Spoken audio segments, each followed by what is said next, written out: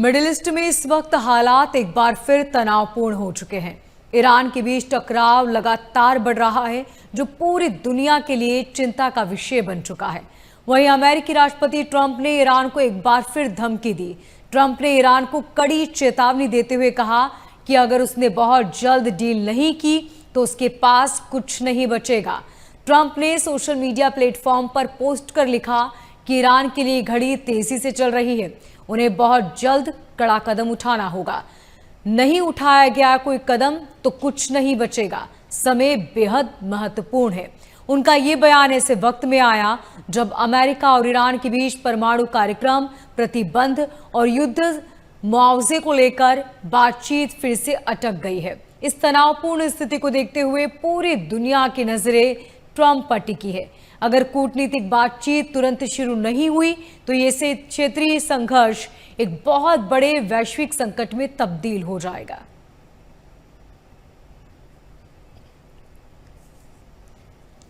जानेंगे आखिर ट्रंप के इस बयान के मायने क्या हैं, ट्रंप क्या कहना चाहते हैं, क्योंकि ट्रंप की घड़ी तो टिक टिक शुरू हो चुकी है और ट्रंप ने इससे पहले भी ईरान को कड़ी चेतावनी दी। लेकिन ट्रंप के सुर अब दिन ब दिन और ज्यादा सख्त होते जा रहे हैं।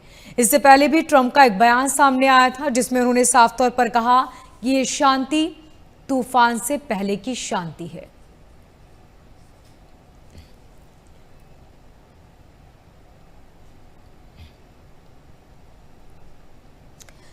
ट्रंप कि अब ईरान को कोई कड़ा निर्णय लेना होगा।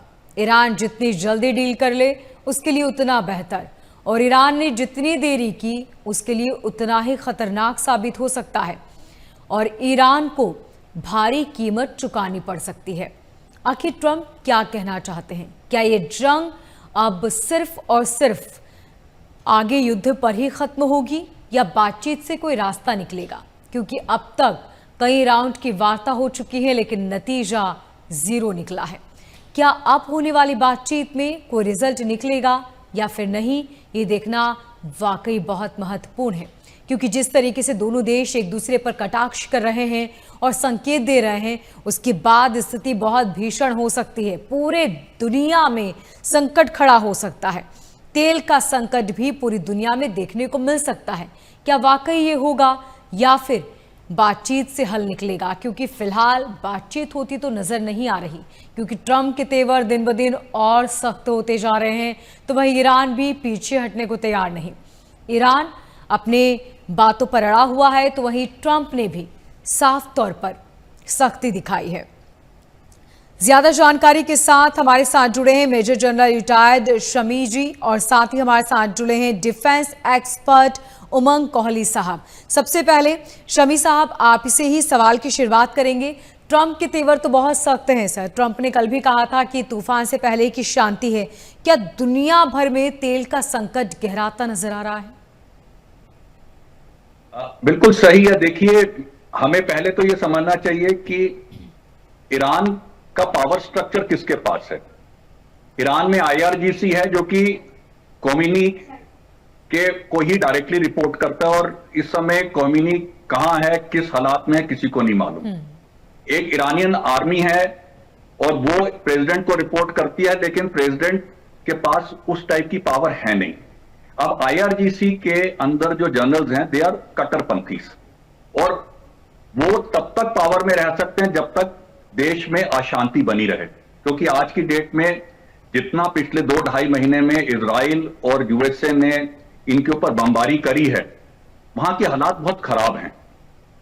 लेकिन जहां अगर आईआरजीसी अपना कंट्रोल छोड़ देती है और कॉम्प्रोमाइज कर लेती है, तो फिर उसके बाद आईआरजीसी का वजूद खत्म हो जाता है, जो कि वो नहीं चाहेंगे। और यही कारण है कि जो इतना, अब देखिए 2.5 महीने हो गए हैं वॉर को खींचते खींचते। It is not a joke. वो भी जब आप दो महाशक्तियों के साथ लड़ रहे हो तो इट इज नॉट इजी। अब ट्रंप के पास भी एक्चुअली देखा जाए तो कोई बहुत ज्यादा विकल्प बचे नहीं है। देखिए, जितनी बमबारी करनी थी कर दी। सफर कौन कर रहा है? ज्यादा सफर कर रही है आम जनता। लेकिन आईआरजीसी के जब तक कमांडर्स कंट्रोल में रहेंगे, it is very very difficult to find a solution. और इसलिए ट्रंप जितने मर्जी तेवर दिखा ले, जितनी मर्जी बमबारी कर ले, जब तक आईआरजीसी को नहीं कंट्रोल कर पाएंगे तब तक कुछ नहीं निकलने पाएगा। और इस समय आईआरजीसी की लीडरशिप है, मुझे ये लगता है कि जिस स्टेज में वो पहुंच चुके हैं वो तबाही देख रहे हैं, लेकिन फिर भी समझ नहीं पा रहे हैं। और यही कारण है, कभी वो कतर, कभी यूएई, कभी सऊदी अरेबिया, जिसको देखो वहां पे गोले गिराते चले जा रहे हैं and they are spoiling relations with everybody. तो इसलिए मुझे नहीं लगता कि इतनी जल्दी अभी कुछ सॉल्यूशन निकलने वाला है। Thank you.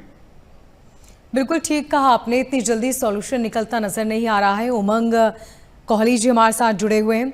उमंग जी, एक तरफ ट्रंप है जो लगातार बयानबाजी कर रहे हैं, वार्निंग देते नजर आ रहे हैं कई बार। आपको क्या लगता है, इस जो स्थितियां हैं, क्या जंग ही एकमात्र विकल्प नजर आ रहा है? जी नहीं, जैसे मैंने पहले भी कहा है आपको कि इसके अंदर रूस और चीन बहुत ज्यादा स्ट्रेटेजिक सपोर्ट में ईरान की हैं। उनका मिलिटरीली नहीं, डिप्लोमेटिकली और मॉरल वाइज भी उन्होंने ईरान को through out the conflict support किया है। जब से ये सीज फायर हुए है, मैंने ये पहले भी कहा है, इस प्लेटफॉर्म पे कहा है, वेरियस अदर प्लेटफॉर्म्स के ऊपर भी कहा है, the depleted strength of missiles जो ईरान के पास थी वो उन्होंने उसको दोबारा से रिवैम्प कर लिया है। Around 80% of the missiles have been revamped, drones have been revamped. There is still inputs coming from China, whether वो चाहे उनके जीपीएस कोऑर्डिनेट से रिलेटेड हो, ड्रोन्स की सप्लाई से रिलेटेड हो, टेक्नोलॉजी से रिलेटेड हो, that is still coming from China. However, इसी करके प्रेसिडेंट ट्रंप चाइना से बातचीत करना चाहते थे, दो टूक बातचीत करना चाहते थे, आमने सामने बातचीत करना चाहते थे। और उस बातचीत के अंदर चीन ने दो चीजें दो टूक कह दी हैं। पहली चीज उन्होंने कही है कि यूएस ताइवान के अंदर बिल्कुल इंटरफेयर ना करे और अपने हथियार और इक्विपमेंट ना दे। चीन चाहता है कि हॉर्मुज खुल जाए, लेकिन वो हॉर्मुज के ऊपर सॉवरेनिटी ईरान की हो, ये दो टूक बात उसने बोल दी है। और तीसरी बात उसने बोली है कि मेरी इन्वॉल्वमेंट ना के बराबर है, जो कि एक डिसेप्शन है, उनकी ना के बराबर इन्वॉल्वमेंट नहीं है। अभी जो मेन मुद्दा उठ के आ रहा है कि the mediators that has been chosen by United States, Pakistan वो एक न्यूट्रल ना तो मीडिएटर है, ना ही उसकी कैपेसिटी है, ना कैपेबिलिटी है कोई भी सीज फायर करने की, या उसको इवन मीडिएट करने की। वो हैंड इन ग्लव एक तरफ से चाइना के साथ भी है, चाइनीज एजेंडा भी फॉरवर्ड करना चाहता है, बिकॉज उनको उससे भी पैसे की जरूरत है, एंड हेंस ईरान को भी दबे खाते जो है वो इस्तेमाल कर रहा है, और साथ ही यूएसए को भी it wants to keep it in the dark. I see a new quad coming up, और ये क्वाड जो है वो इंडिया, यूएई, इजराइल और US has to change course. उनको चेंज कोर्स करना पड़ेगा और उनको देखना पड़ेगा कि वो पाकिस्तान के साथ अपने स्ट्रेटेजिक अलायंस ना देखें और इंडिया के साथ अपना स्ट्रेटेजिक अलायंस देखें, और आने वाले टाइम के अंदर ये क्वाड जो है वो प्रेशर बनाए और हॉर्मुज को खोलने की जल्दी से जल्दी जिद्दोजहद करें। हैविंग सेड दैट, जैसे कि साथी गेस्ट ने कहा है, ये लगता नहीं इतनी जल्दी हॉर्मुज खुलेगा, और ये हॉलीवुड मूवी की तरह बंद नहीं होने वाला है एकदम के वो उन्होंने विक्ट्री अचीव कर ली है यूनाइटेड स्टेट्स ने और हॉर्मुज भी खुल गया और सब कुछ ठीक ठाक हो गया, ऐसा लग नहीं रहा। वर्ल्ड जो है एक रिसेशन के कागार के ऊपर खड़ा है। प्रॉब्लम ऑयल के साथ साथ इन्वेस्टमेंट्स की, चिप्स की, रेयर अर्थ मेटल्स की और वेरियस अदर प्रोडक्ट्स की हो रही है पूरी दुनिया के अंदर। आने वाले समय में आप देखेंगे कि तेवर और ज्यादा तल्ख होते हुए नजर आएंगे। हाउएवर, एक डेढ़ महीने के अंदर अंदर ऐसा लगता है कि हॉर्मुज को तो खोलना ही पड़ेगा once the United States backs out. बिल्कुल, और उसके बाद ही स्थिति शायद कुछ दुरुस्त हो सकती है। क्या तेल का संकट गहराएगा? क्या दुनिया पर इसका और बुरा असर पड़ने वाला है? ये तमाम वो सवाल जो हर किसी के जहन में है, और ये सवाल बेहद लाजमी भी, क्योंकि मिडिल ईस्ट में इस वक्त हालात तनावपूर्ण बने हुए हैं। ईरान के बीच टकराव लगातार बढ़ता जा रहा है और दुनिया भर के लिए ये चिंता का विषय है। अमेरिकी राष्ट्रपति ट्रंप ने ईरान को एक बार फिर से धमकी दी है और इस बार वार्निंग देते हुए कहा कि जल्द यदि कोई डील नहीं हुई तो कुछ नहीं बचेगा। ट्रंप ने सोशल मीडिया पर पोस्ट कर लिखा कि घड़ी तेजी से चल रही है, बहुत जल्दी कड़े कदम उठाने होंगे, नहीं तो कुछ नहीं बचने वाला। समय बेहद महत्वपूर्ण है। उनका ये बयान ऐसे वक्त में आया जब अमेरिका और ईरान के बीच परमाणु कार्यक्रम, प्रतिबंध और युद्ध मुआवजे को लेकर बातचीत एक बार फिर अटक गई है। तनावपूर्ण स्थिति को देखते हुए अब पूरी दुनिया की नजरें ट्रंप पर टिकी है।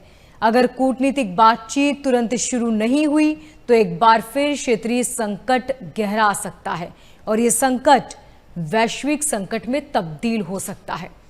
जाहिर सी बात है कि ऐसे में चिंता लाजमी है कि आखिर आने वाले वक्त में युद्ध किस तरफ जाएगा और इसका असर पूरी दुनिया पर क्या होगा। ट्रंप ने कहा कि ईरान को बहुत जल्द कड़े कदम उठाने होंगे क्योंकि समय तो बहुत तेजी से निकल रहा है। साथ ही उन्होंने कहा कि यदि इस वक्त कोई सही निर्णय नहीं लिया तो सब कुछ खत्म हो जाएगा।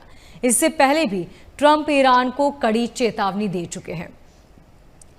डिफेंस एक्सपर्ट उमंग कोहली जी हमारे साथ जुड़े हुए हैं। उमंग जी, इसी मुद्दे पर हम बात कर रहे थे कि आखिर इसका असर क्या होगा पूरी दुनिया पर। मिडिल ईस्ट में यदि अमेरिकी मिलिट्री बेस बंद हो जाते हैं तो क्या होगा? मुझे ऐसा नहीं लगता कि अमेरिकी मिलिट्री बेसिस बंद होंगे। लॉक स्टॉक एंड बैरल ना यूनाइटेड स्टेट्स उस एरिया को छोड़ के जा रहा है, ना जो है वो जाने वाला है।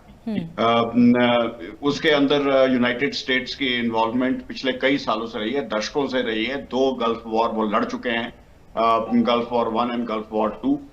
इराक के अंदर उनकी मैसिव प्रेजेंस है, वहां पे वो सत्ता पलट कर चुके हैं। इजराइल के अंदर उनकी मैसिव प्रेजेंस है, बहरीन, कुवैत और बाकी इवन यूएई और सऊदी अरेबिया के अंदर उनकी मैसिव प्रेजेंस है और वो रहेगी। उनकी ना केवल इन्वेस्टमेंट्स हैं जिसको वो प्रोटेक्ट करते हैं, ना केवल मिलिट्री बेसिस हैं, बट उनकी diplomatic presence as well as बहुत लेवल्स के ऊपर उनकी cultural as well as many other levels के ऊपर उनकी इन्वॉल्वमेंट यूनाइटेड स्टेट्स की रही है। तो बेसिस कहीं नहीं जाने वाले हैं। अभी दूसरी चीज ये है कि मुद्दा फंसा हुआ है न्यूक्लियर वेपनाइजेशन के ऊपर ईरान का। क्या वो कंप्लीट डिसआर्मामेंट होगी? क्या वो आर्म्ड हैं भी कि नहीं, ये भी एक मुद्दा है। रशिया और चीन कहते हैं कि वो आर्म्ड ही नहीं है। यूएसए भी पहले ये कह चुका है कि उन्होंने उसको डिसआर्म कर दिया है। However there is certain doubt that they have the capability. उनकी कैपेबिलिटी एग्जिस्ट करती है, इसका एक डाउट है। क्या वो कैपेबिलिटी पूरी तरह से ईरान खत्म करने को तैयार है? नहीं, वो खत्म करने को तैयार नहीं है। उसको पोस्टपोन करने के लिए तैयार है, यस, कुछ हद तक पोस्टपोन करने के लिए तैयार है। वो कह रहा है 20 साल तक नहीं करेंगे, 5 साल तक पोस्टपोन कर सकते हैं। मुद्दा यही अड़ा हुआ है। मुझे लगता है एक मिडिल पाथ निकलेगा। 10 साल तक पोस्टपोनमेंट के लिए ईरान को अल्टीमेटली किसी तरह से मनाया जाएगा, चीन और रूस की मदद से। एंड अल्टीमेटली ईरान को यह मानना ही पड़ेगा कि 10 साल तक उसको न्यूक्लियर कैपेबिलिटी अपनी होल्ड पे रखनी पड़ेगी, और यूज भी करेगा तो सिर्फ पीसफुल पर्पसेस के लिए करेगा। तो शमी साहब, आपको क्या लगता है, क्या ईरान अपनी रणनीति में कोई तब्दीली लेकर आएगा? देखिए, ईरान के लिए टाइम थोड़ा सा रन आउट हो रहा है, क्योंकि जब से देखो, एक तरफ से हॉर्मुज को ब्लॉक किया है ईरान ने, तो दूसरी तरफ से कर दिया यूएसए ने।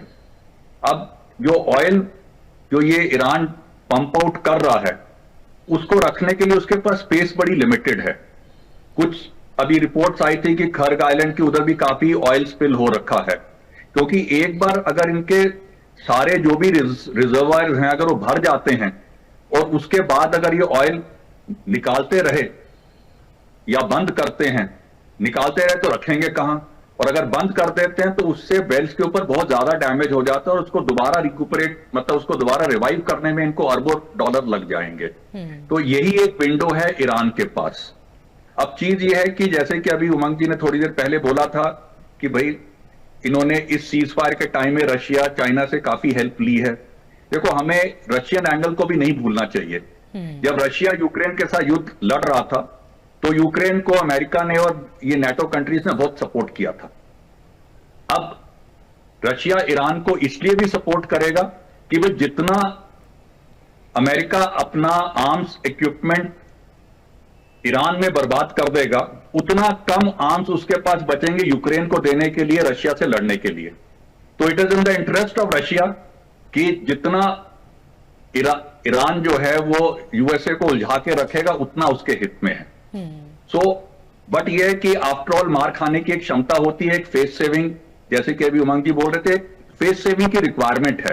अब वो फेस सेविंग जो है, देखो, अगर मैं ईरान होता और मेरे पास अगर इनरिच यूरेनियम है तो मैं अमेरिका को तो देने से रहा, मैं चाइना को दे सकता हूं, रशिया को दे सकता हूं, थर्ड कंट्री को मैं रख सकता हूं, बट अमेरिका को नहीं दूंगा।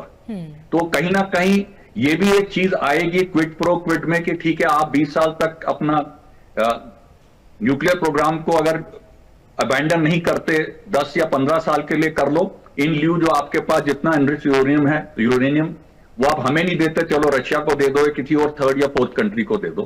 सो let's see how things work out, but as of now जिस तरह से हालात चल रहे हैं, इमीडिएट फ्यूचर में कोई रिजल्ट निकलने वाला नजर नहीं आ रहा। और जब तक ईरान के पास मूवमेंट की स्पेस है, व्हेन आई से Iran basically it is IRGC, जब तक वो देख रहे हैं कि उनके रिजर्वायर्स को भरने में अभी टाइम है, तब तक तो वो इसको खींचने की कोशिश करेंगे। Thank you. उमंग जी, क्या डिजिटल महायुद्ध अब शुरू होने वाला है? इसके कयास लगाए जा रहे हैं, और यदि हाँ तो इसका इम्पैक्ट क्या होगा? नहीं, डिजिटल से आप क्या कहना चाह रहे हैं, मैं समझ नहीं पाया। डिजिटल महायुद्ध से मतलब क्या आपका? क्योंकि जितनी भी समुद्र के नीचे कहा जा रहा है कि केबल है, उस पर भी अब वार किया जाएगा, तो ऐसे में अब संकट और गहरा सकता है, डिजिटल संकट। जी जी, ये देखिए ऐसा है कि ये मल्टी डायमेंशनल वॉर है, एसिमेट्रिक वॉरफेयर है। इसके अंदर साम दंड भेद सब तरह के वॉरफेयर किए जा रहे हैं। Economic warfare is an important aspect. ये हाइब्रिड वॉरफेयर इस तरह का वॉरफेयर हो गया है जिसके अंदर multiple aspects and dimensions use की जा रही हैं। इसके अंदर रिलीजियस एंगल्स भी हैं, कल्चरल एंगल भी हैं, चाहे वो शुरू हिजाब से हुआ हो या रिलीजियस एंगल मुस्लिम बनाम क्रिश्चियन की बात हुई हो या यहूदियों की बात हुई हो। इसके अंदर चाहे जो है वो ह्यूमन राइट्स की बात हुई हो कि गर्ल्स के ऊपर अटैक के स्कूल के ऊपर अटैक हो गया, चाहे वो लीगल एस्पेक्ट्स की बात की जा रही हो, इकोनॉमिक वॉरफेयर की बात की जा रही हो, और फिर मिलिट्री और काइनेटिक वॉरफेयर की बात की जा रही हो। इसके अंदर इंफॉर्मेशन वॉरफेयर भी है।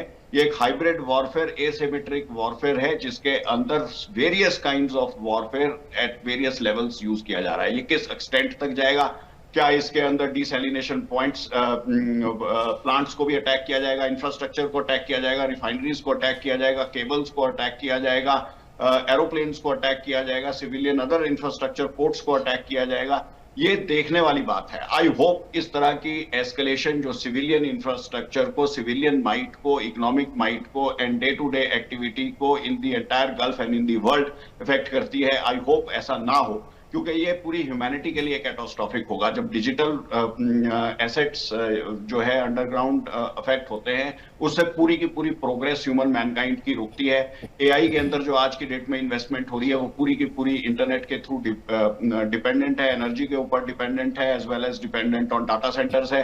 वो अगर इन्वेस्टमेंट रुक जाती है तो पूरा का पूरा एआई बबल एक बर्स्ट होता हुआ यूनाइटेड स्टेट्स में नजर आएगा। उसके रिपल इफेक्ट्स पूरी की पूरी दुनिया के अंदर नजर आएंगे और हम गहरे डिप्रेशन की तरफ जाते हुए नजर आएंगे। रिसेशन नहीं, डिप्रेशन, आई से अगेन, रिसेशन के कगार पे तो हम पहले ही खड़े हैं, डिप्रेशन की तरफ फिर जाते हुए नजर आएंगे। आई होप ऐसा ना हो।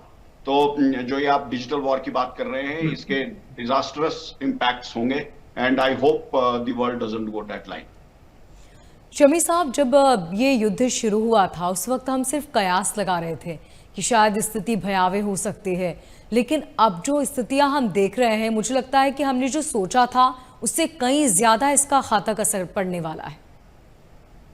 बिल्कुल ठीक बोला आपने कि इसका मल्टी डायमेंशनल इम्पैक्ट जो है, कम से कम 28 फरवरी को तो जो अमेरिका और इजराइल ने जब ईरान पे अटैक भी किया था, तो उन्होंने भी नहीं सोचा होगा कि ये इतना डीप चला जाएगा और इसके इतने कैस्केडिंग इफेक्ट हर दिशा में आएंगे।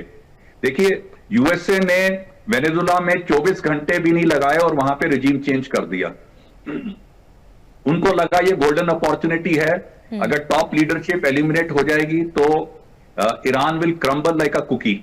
लेकिन ईरान क्रम्बल नहीं हुआ क्योंकि उन्होंने अपनी थर्ड फोर्थ लेवल ऑफ जो IRGC की लीडरशिप थी